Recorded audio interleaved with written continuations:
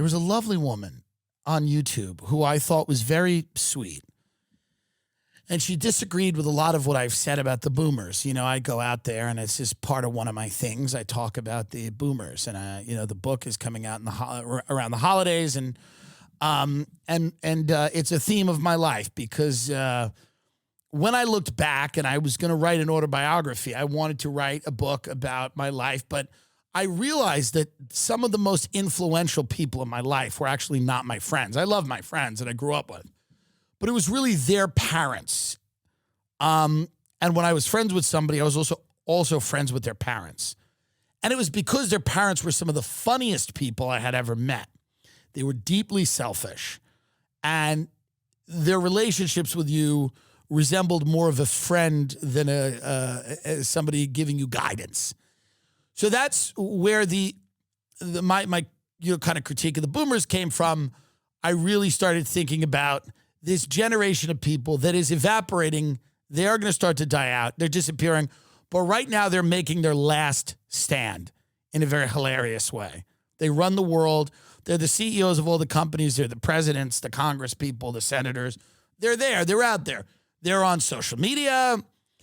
They're commenting, and they're very funny to me. And when I go at them, I do so hopefully in a funny way, in an enjoyable way. And obviously, if you're prone to, like when I said on the Diary of a CEO podcast that millennials should go die in the Ukraine, a lot of people got angry with that. There are people that are allergic to humor, and that's fine. They have an allergy to it. They're incapable of grasping it, even when you say you're a comedian.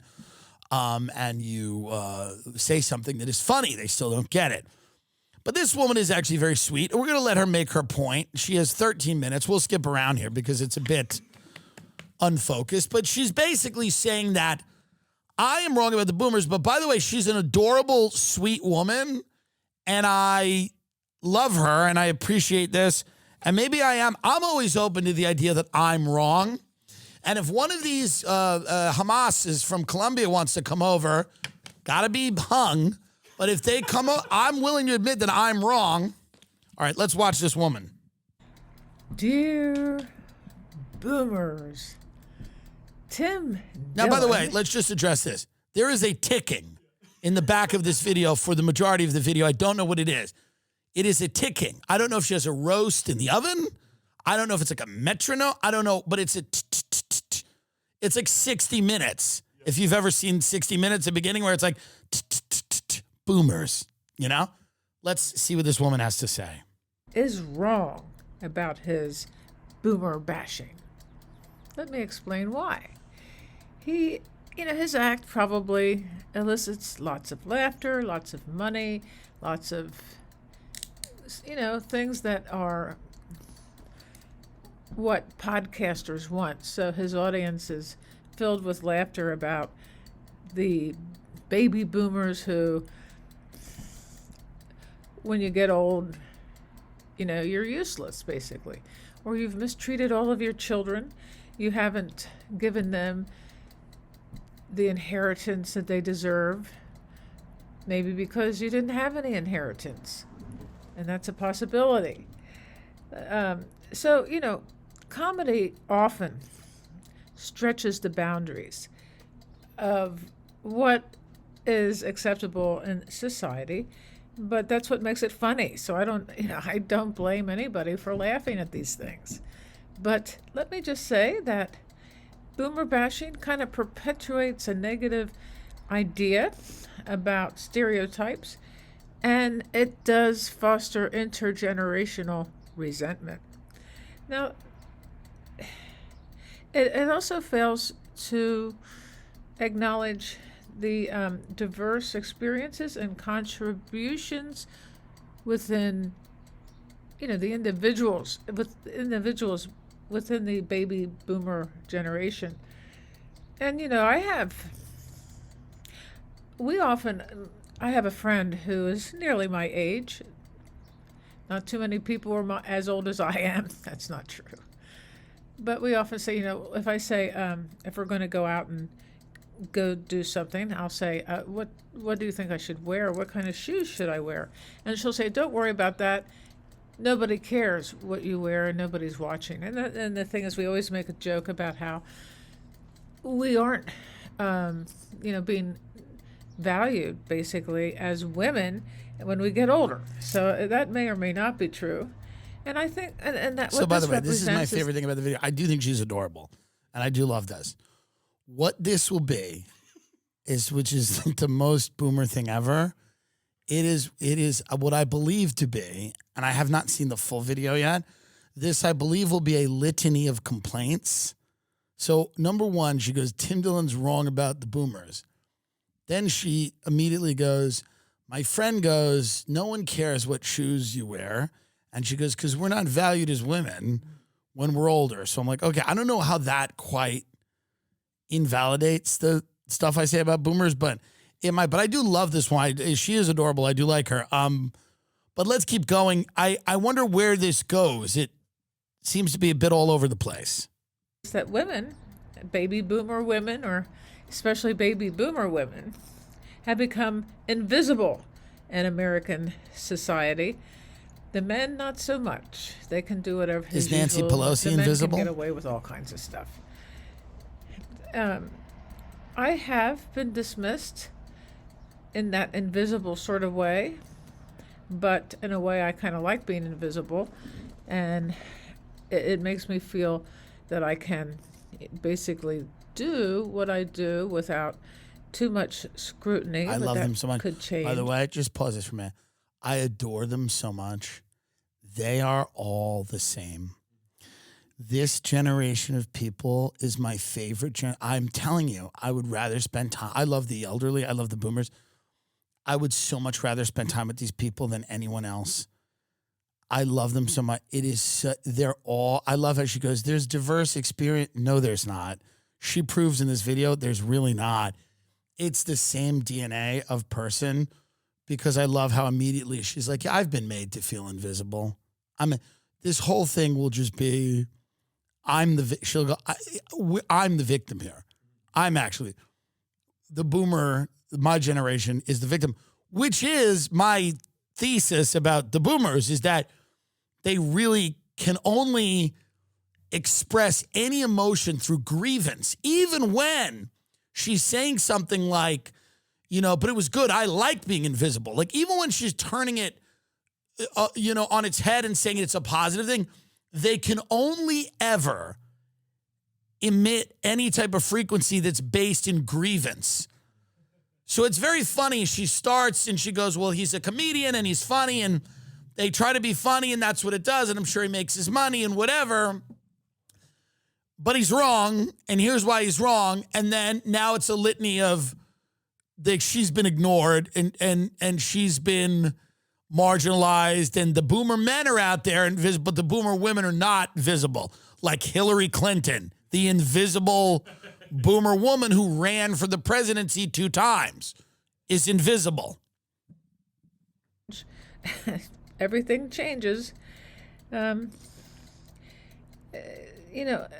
don't like feeling marginalized, though. If that's, I don't feel marginalized because I work from an elevated state of consciousness in terms of emotions and feelings. And if people want to marginalize me, that's their right. And it is. Now, the generation gap when I was growing up was on full display, and I can understand why. We had the civil rights movement, which was coming out of the closet. We had the Vietnam War, which really caused a lot of division. By the way, isn't it funny how we've just used gay terminology? Now the civil rights movement has become gay. She's like, the civil rights movement was coming out of the closet. I think she means the black civil rights movement, right? It's just funny the way that the gay terminology is now used, She's like, we had the civil rights movement, which was coming out of the closet, and they were fabulous. Rosa Parks was fabulous. She was coming out of the closet, and she was sparkling. Yes, queen. It's just so hilarious. Keep going with this.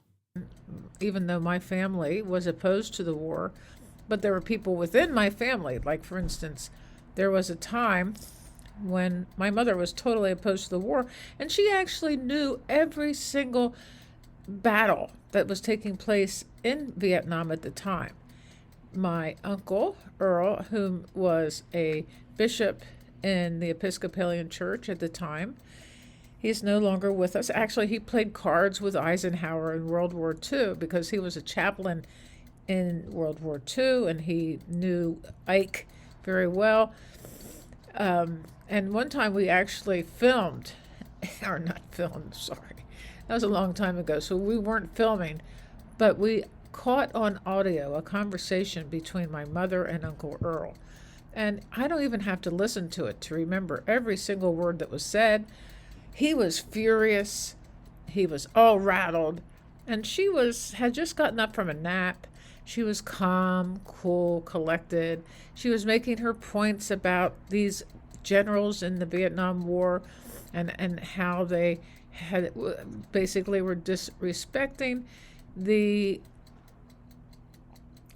Vietnamese people. You know, we were killing a lot of people, not just the whatever enemy. No, there are no enemies, but my Uncle Earl believed that there were, and we love him. He was an absolutely brilliant man, and he was well educated. But my mother was uneducated and also came toe to toe with him in many different situations, and they were considered the greatest generation. Because my uncle was a bishop in the Episcopalian Church, he often did not come across anybody who countered anything that he believed or anything that he said. Everybody believed that he had the ultimate knowledge because he was a bishop in the Episcopalian Church. The only person who ever went up against This is why, by the way, this is why I kind of want to die well before this woman, because I don't want to be one day just being like, and then there was Kill Tony that I did. I was on Kill Tony. And then I was on a Kill Tony show, and then I was Theo Von.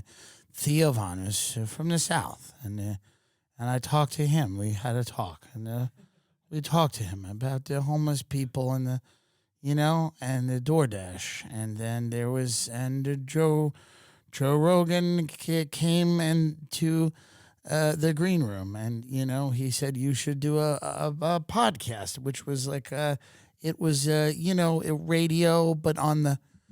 So I do feel bad. Let's speed this up a little bit. I don't know if there's a point here. Is there? The last 2 minutes are a little more cogent. Okay. Well, and by the way, she's adorable, and I don't know what's happening with her uncle and Eisenhower, but all of it, I'm sure, gets somewhere. Let's listen to the last two.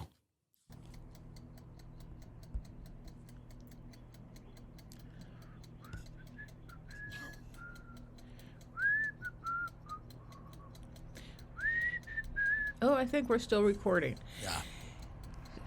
These situations arise where we make fun of our parents, or we may not necessarily make fun, but we still criticize them long after their death. What sense does that make? A lot of it. Come a lot on, of people. sense. So It's better than anyway, criticizing them when they're alive. the wisdom of everybody has wisdom, and No. everybody has the wisdom that they can share with you so to make you a better person, especially your parent, for God's sake. That's their job. So realize it's not funny to make fun of them. Although I think lots of things are funny, but I don't think it's fun for Tim Dillon to make fun of the boomers, and I don't think it's fun for all of us to make fun of our parents or to criticize the way they raised us, which of course some people have raised.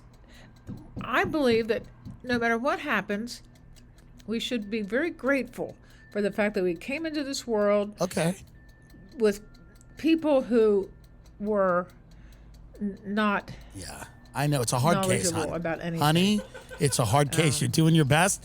It's a hard case, baby You know, they cakes. just weren't knowledgeable about children. They That's weren't correct. knowledgeable They weren't about what the hell knowledgeable was about going children. on. My Well, mother now we're was getting to actually her parents divorced when she was 3, and they put her in a Roman Catholic convent from 3 to 13. Yes, and isn't that barely lovely? ever visited her. That's nice. So That's good. That was her trauma. But let's not make fun of and them, I right? basically didn't understand what that was all That's about good. until Right. later in Okay. life, because she was always had these vibrations of abandonment. Ooh. Okay, so what we want to do is Yeah. let Dillon know that there are certain boomers who are aware of his antics and his attitudes towards the baby boomers. Okay. And ha ha ha, but not so much, okay? Yes. Please subscribe to my channel. I love Okay. you all. We love you as well. Peace on earth. Is it? Peace on earth. Bye-bye. Bye-bye. All right, well, there you go. That is the very cogent defense of the boomer woman who has then defended boomers by saying, well, hey, my mother's parents were actually worse. They put her in a convent. That was kind of all what it came down to. She goes, the boomers were fine. My mother actually was put in a convent by her family. So there you have it. There is the, can you get her whistling again? Yeah. Just get her whistling one more time. This is the defense. This is the cogent defense, by the way. So here is boomers defending themselves against the charge that they have destroyed the world. Here it is right here.